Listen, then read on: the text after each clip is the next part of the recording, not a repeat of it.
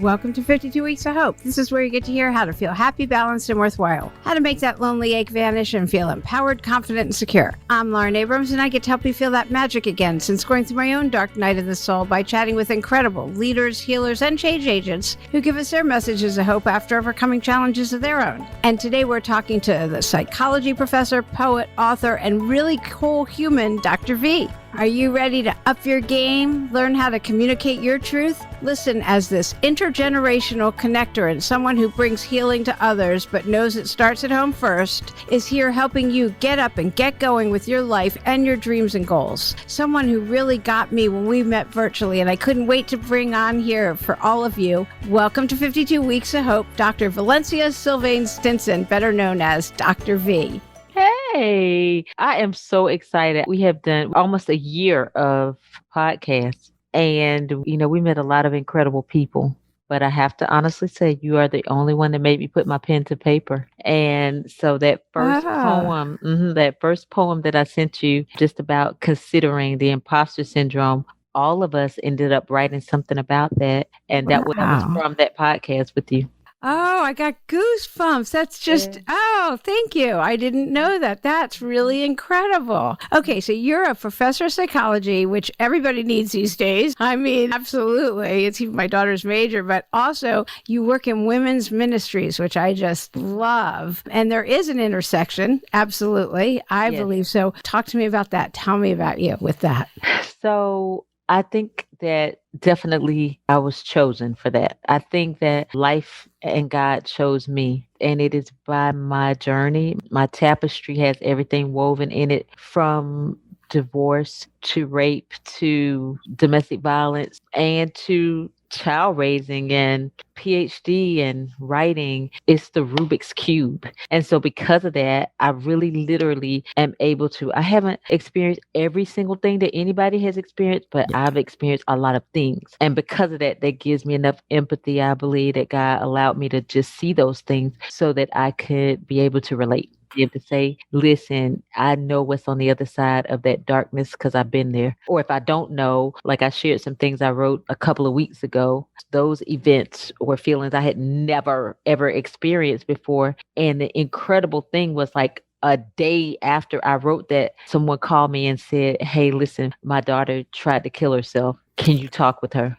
And I thought, oh, dog, I just finished with with my journey. And it was, so sometimes God allows me to go through it and then be able to look back and tell somebody about it. But sometimes it's right in the midst. And I have to say, yeah, I feel that too. Let's look it up. But between the training and your ministry, your faith, you're able to kind of pull that together. Yeah, I think that's amazing. So when you're teaching, do you pull your own experience with your students and do you share that, or are you just straight from the book? How do you do that? I'm not straight anything. I can't imagine you being straight out of the book. I have to honestly say, probably one of the more eclectic humans that I know, and that I really believe God allowed me to do everything. Like, he allows me to take the creativity, to take the modeling, to take the art, to take music, to take poetry, to put it all in there, because any way a person turns, I can say, listen, look right here, you're going to be able to do that. So between the poetry book, so that's my writing, but sometimes I'll have them write. We took a group of students in one of my English classes, took all of their stories, Lauren, of all their stories of overcoming. We made a literal book out of it. It's called Heart Starters for School Scholars and for Student Scholars. They wrote everything. They devised a vocabulary plan. They devised self-help, how do you study plan, and their biographies, and put it in a book. It's on Amazon right now. And so that was their therapy. Yeah. So everything, every single part of me, I'm asking God to use it. That's amazing. That's got to help the kids right now so much too, and give them so many tools also. Let them be little entrepreneurs, which is fabulous. That's amazing. I think they learn so much faster too. You have 2 daughters, how old they are, but you get to show them by example too. So 18 and 22. I am a master of project-based learning. That's one of my specialties. And anytime you teach someone a set of values and a criteria, and then you allow them to work it out, then they're able to reproduce it, right? Absolutely. So that's what I do in general as a teacher. Yeah, that's great. How long have you been teaching? 1,000 years. Actually, I have taught every single grade from K-5 to the doctoral program. Okay. So literally over 20 years. That's great. Your kids are about the same age as mine too. So I Oh, just love that. Yeah. And you were a single mom also. So yeah, this I is why am. we've, yeah. I got it. I got it. Definitely. Yeah. Definitely. So you help people learn how to communicate their truth. I And do. that must have come from you. I mean, the only way we get to do that is by learning how to communicate ourselves. So give us a little bit of your story. Let our listeners, let everybody learn who you are. So many stories. Yeah, I know. It's So a many. broad question. So, how do you help people learn how to communicate your truth? Because that's something everybody always wants to know how to do. You know what? Definitely. Wherever point you decide that you are too heavy to move, that's a great indicator that you're carrying too much. And most of the time, it's not your own things. And it's that same process, Lauren, of when we're in kindergarten and they teach us how to separate and sort. And they say, this belongs here in this pile. These are green. These are red. This belongs in this pile. It's the same thing that we have to do with our emotions and those things that we are carrying, that we begin to say, this is this is mine. This is not mine. This was mine and I'm getting rid of it. When you get to that point where you're too heavy, everybody reaches it. Everybody reaches when they feel like they just can't go anymore. I remember one day I came home, I went into a principal and I said, hey, listen, I'm not feeling well. I'm going home. And he said, okay, we'll get you a sub. That's what he said for tomorrow. I said, okay, you can get one for the next day too. He said, well, when are you coming back? I said, I'm not sure. I'll let you know. And I went home and I laid on my mom's sofa and I cried for about 2 weeks. Just literal huge bawling tears. And that probably was about 3 years ago. And I just wrote and I wrote and I wrote and I wrote and I wrote and I wrote because I had to get the weight off and and I slept and I wrote. So that was my way of communicating. So the short answer to how do you teach somebody how to communicate is first acknowledge that there's a weight or weights and be okay about it, because sometimes we won't acknowledge them because they're attached to somebody else, right? Like some of the weight might seem like it's attached to my mom or my dad or my brother or my family, or it's like, I don't want to say that, but you have to be able to put it in the right pile. It's not your weight, right? So when it came to a point where I said, hey, listen, I know this is the story that our family subscribes to, but I'm not going to be able to tell it that way anymore. It affects me like this, right? You can tell it that way if you want to, but if somebody asks me, I'm going to tell it like this. When I came to that point and began to separate the things a little bit, and then some of the things I had to separate for myself. Oh, V, you really did that. Oh, that's what you said about what you did? Oh, that wasn't right. You really didn't tell yourself the truth about that. So that was owning it, Ooh. right? And then when you get to that part about, oh my God, Lauren, the things that other people have done to you, quote unquote, and we believe that that's the reason that we don't go any further. But it's not that they did it, it's how we process that they did it. Right. The victim, playing the victim when, Playing the yeah. victim. And we may very well have gotten the brunt, but we still have a choice. So definitely, pretty much a brown skinned girl in a good world, went all the way through high school, went to college, got married once. That was a practice. So we let that go. And then I got married again. And actually, the guy that I married the second time was at my first wedding. Hello. Say that for Uh-huh. yourself. Yeah. All right. And he was the brother of a great friend of mine. Went through a couple of years. And right after the first baby, the abuse began. And so went from there to losing one baby, being thrown literally against the wall while I was pregnant, having another baby. So I ended up with two. And that last night that I was there, been over my mom's house, came home, and he was like, where have you been? But I've been talking to you all day. Needless to say, I had the baby in one hand. I had never seen anybody move that fast before or hit that hard before. The baby flies in the air and my 2-year-old catches her sister. And when you talk about the story and when she talks about it, I always knew that we had the presence of angels. But when she talks about it, I had 3 angels. I gave one away. One's name, they're Michael, Gabriel, and Victrous. So that particular night, the oldest baby said, Mommy, I saw your angel standing between you and Dad. And I saw his fist go through the angel. And then our big angel, my big angel is a girl. Her name is Victrous. She said, and Victrous held up her wings and she put them in front of us, Mommy. So, God was still present even in that. And he did not allow them to be scarred this way. And she knew just to hold on to her sister, Mommy's going to be okay. But definitely from that incident, My throat was smashed in, my retina detached. It's quite a bit. I was never going to see straight. I was never going to sing again. All of the nevers. But God, went home to my parents' house when I got out of the hospital and just healed for a year. Did the police get called and Oh, everything? definitely we Okay, I'm awarded just him that. checking. Lauren, we awarded him that. Yes, we did. And very proudly so. I was excited about that. It took me a long time to get to that point because during that journey of I'm going to make this family work. Yeah, no matter what. Yeah, yeah, Family. yeah. I'm already divorced. I don't need to be divorced. He's a minister. Don't do it like that. Come on, V. Come on, hold up your end of the family. Had you already gotten your education? I already, let me see. Were you in the process of it? Oh, yeah, you had already been to college. I'd already been in college. Yeah. I already had my master's. So here you are, an educated woman. So there's all the humiliation of Yes. you should Nobody know could better. believe. All the stuff with, They couldn't believe it. Nobody could believe it. And because my demeanor is fun loving, just positivity, nobody could believe it. And I did a great job of hiding it. Of course. Very good job of hiding it. And I was primary breadwinner for us at that point, but still held hostage by my own desire to make sure that everything looks good, right? Everything looks good. It was a great quote unquote family. And I remember when I was getting divorced, I was at church one day and a young lady walked up to me and she said, "Baby, I'm fasting and praying for you and your husband." And I said, "Ma'am, you can go ahead and eat. It's okay." I'm good. I have a question. Did you go to therapy?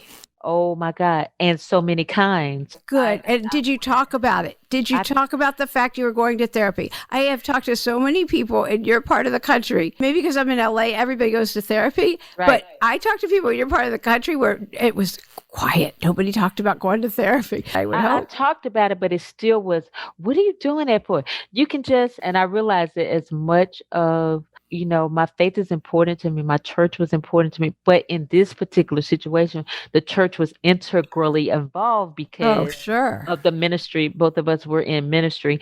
And so I had to kind of separate that and just say, I also need somebody that's trained in this thing. Yeah. Because one of the things is church does not always want to or quite know how to minister to women that have been through this cycle. And so this is a good place for me. Like, that's why I say God will take it and use it, because from that, I've been able to build a model that allows me, when I see a woman that's walking that path and on that journey, I can say, "Hey, sis, let me sit with you," because I know how to sit with you. And so needed. That's good. I've interviewed a pastor, Pastor Rod. He got his doctorate in Boston. Once he got out of the South or anything like that, he got an eye-opening. Anyway. It's really different, and nobody wants to say it because they don't want to feel accusatory. But here's the thing, and this is the same thing that I say to anybody ministry-wise, whether we want to feel this way or not, it's still here.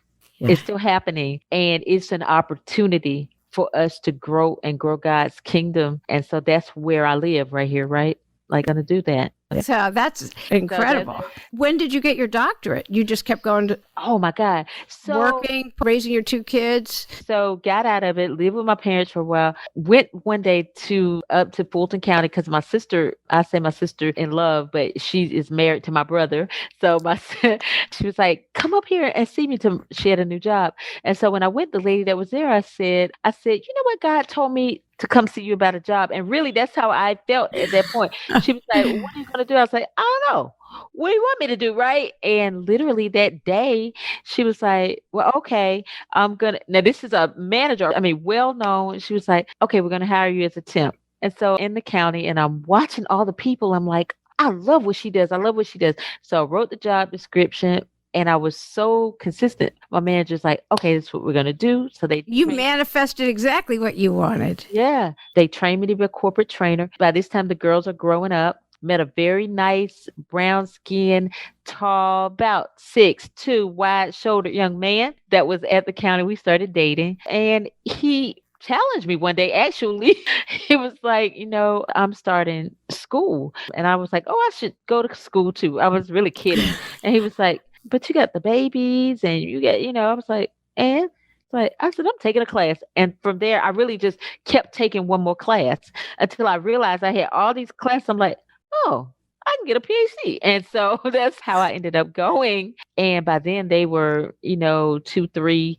And I just took them to class. We hired a teenager. Teenager went to class with me on the weekends. And the girls went everywhere. They were just like my buds. And yeah, they're mine. That's how I always looked at it. Yeah.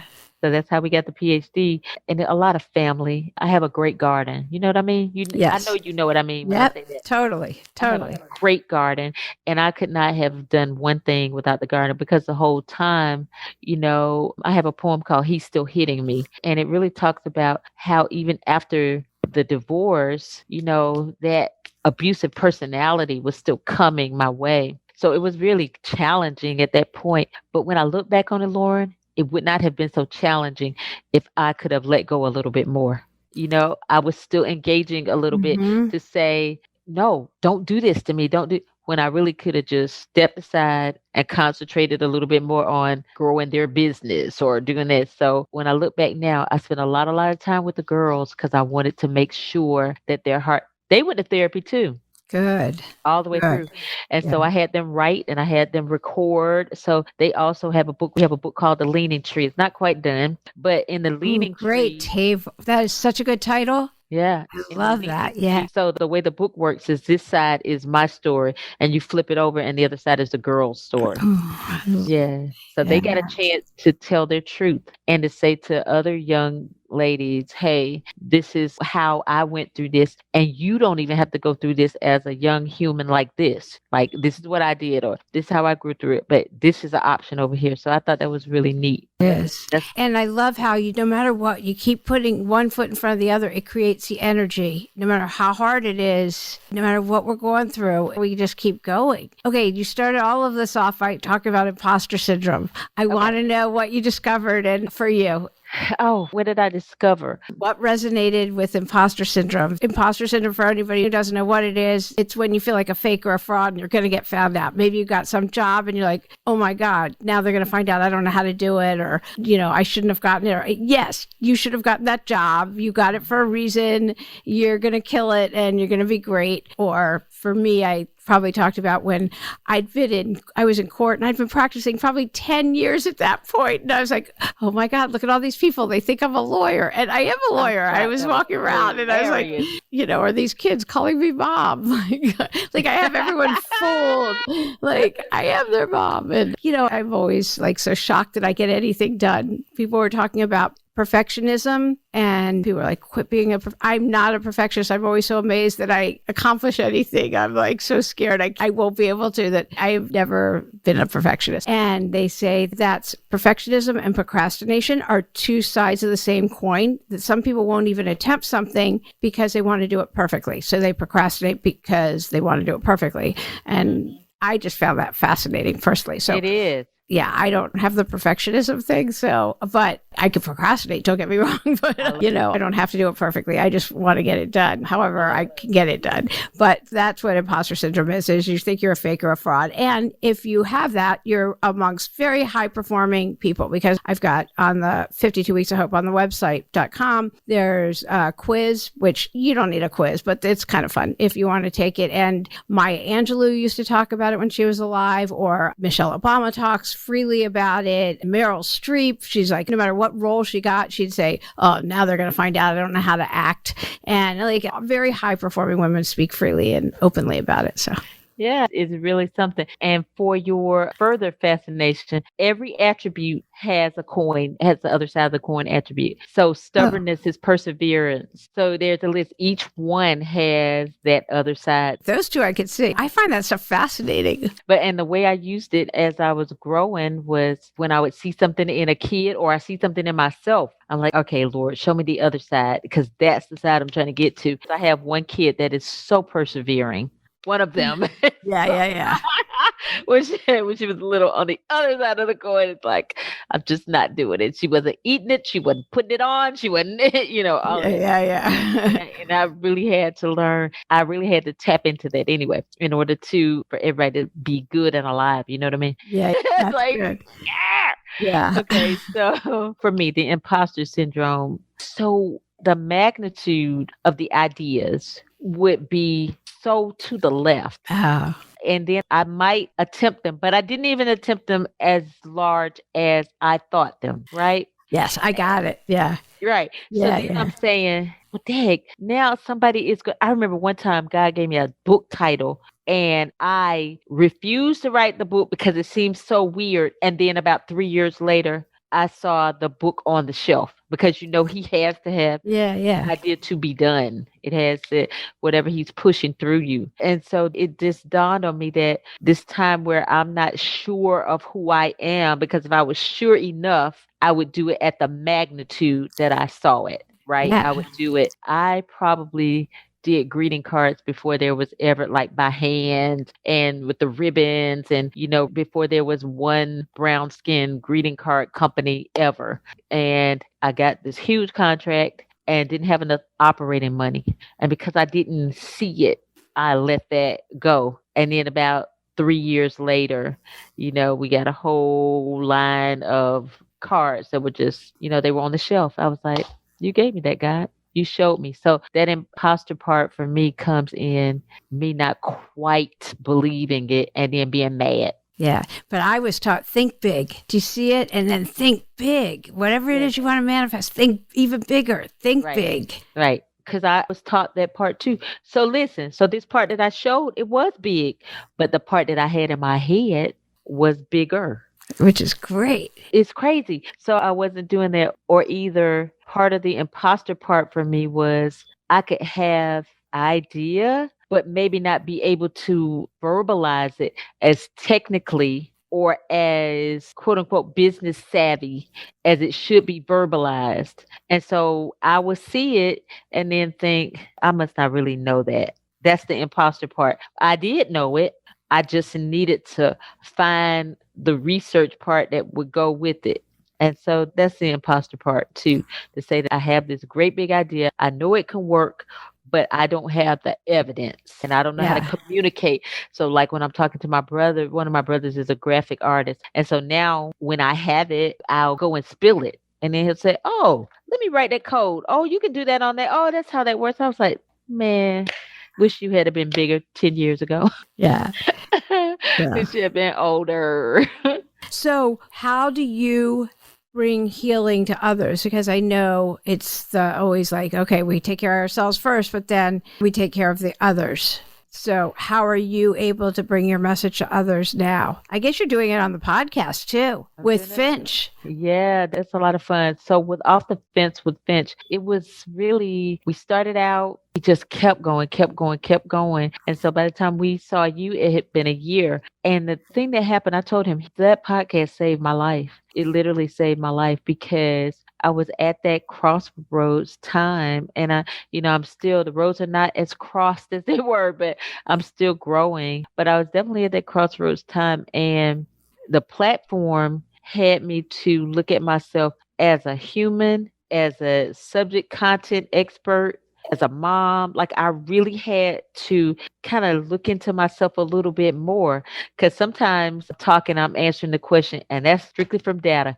I understand those things, but sometimes it's one shot and I'm like, that looks like a rhinoceros with one, two horns. I don't know, whatever. So your feeling comes out and it allowed me to really look at it. So if you talk about healing, all the things are happening at once for me, Lauren. And I don't know if that's a popular thing to say, but it's a real thing to say. You don't have to be popular, just be real. Go ahead and say whatever it is. The real thing is, like what I shared with you, that was a real week. It was a real 2 weeks where every time I picked up the phone, I was crying, not like a little cry, not even wanting to get up, not even, or just thinking, I have all of these things on top. I can't get out of this. I'm not going to be able to get out of the things that are pressing me.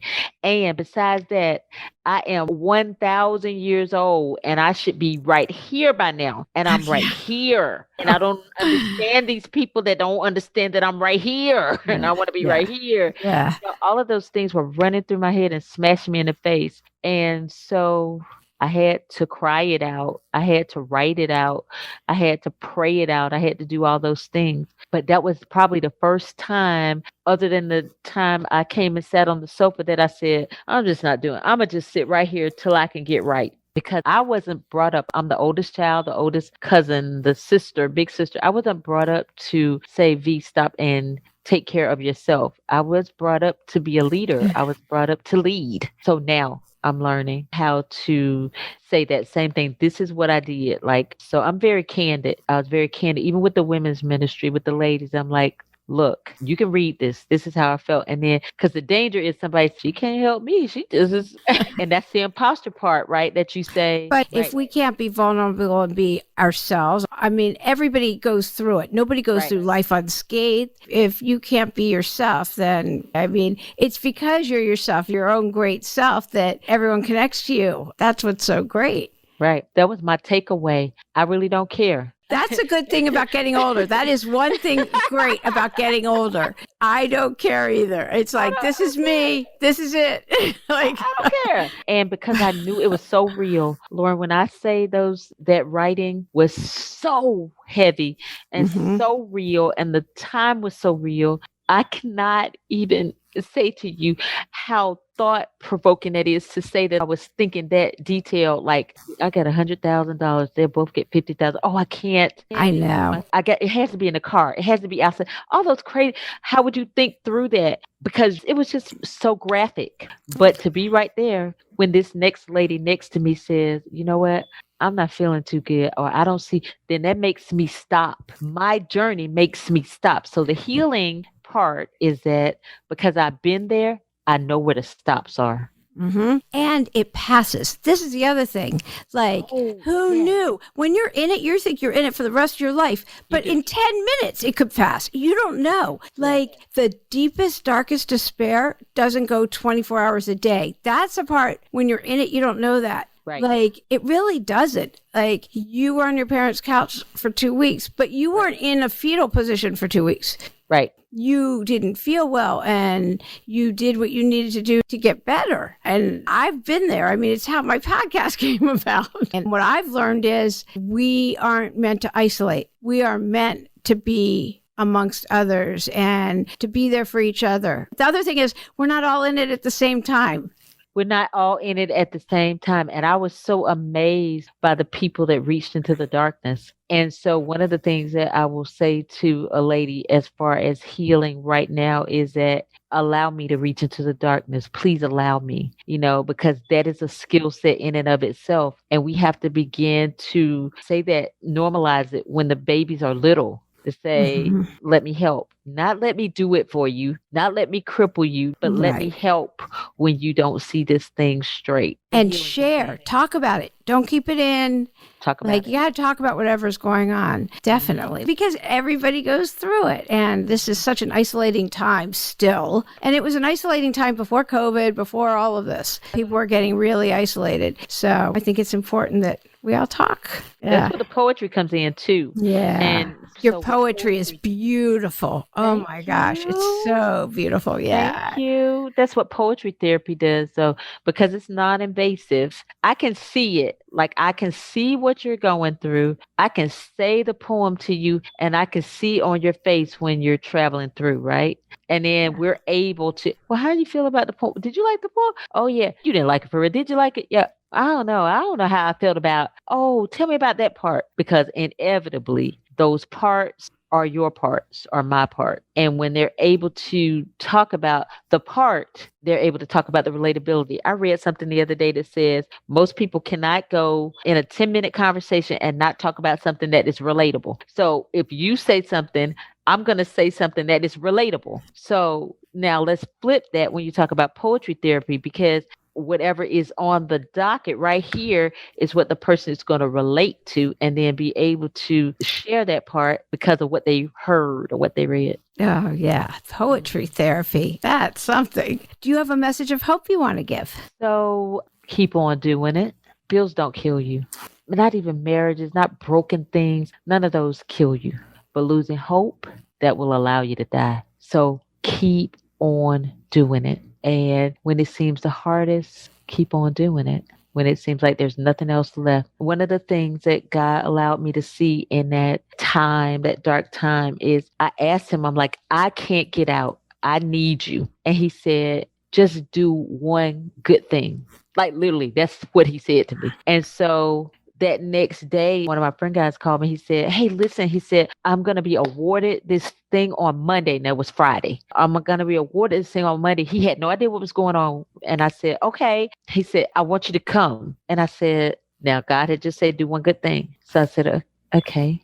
So he was my one good thing. And that was Friday. So that meant Friday, Saturday, and Sunday, I had to engage. Because Monday was when I committed to do the one good thing. And then the next day, it was something else, one good thing. And then I thought, well, the girls, they're in school. I promised to help them get out of college. That's my one good thing. So every day, as I'm doing my one good thing, some more weight falls off. Some other lesson comes. Some other opportunity comes, because that one good thing where I'm reaching out allows me to pull in. Does that make sense?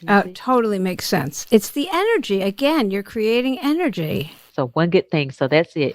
Keep hoping and do one good thing. Yeah, I love that. I goosebumps so many times. I love it. Yeah, you started this with the too heavy to move. So, okay, is there anything I didn't ask you that you wish I had asked you? And we're going to be off and you're like, oh, she didn't ask me about this, that you wish that you want to say? I want to talk about depositing generational wealth. I want to make sure that we, Lauren, concentrate, get in our heads what wealth is, not money, but intergenerational wealth. And that was also part of the journey for me, is talking to my mom. She's 82. And talking to my daughters. They're 22 and 19. And it was just laying it on the table and say, listen, this is how I'm feeling. I feel like I should be here, and I'm really here, and I don't know what to do, and I don't know what you need, but I know I feel like I'm supposed to. So on the table, they laid the wealth of assurance. They laid the wealth of love. And then the girls laid the wealth of, Ma, you did a good job. Come on.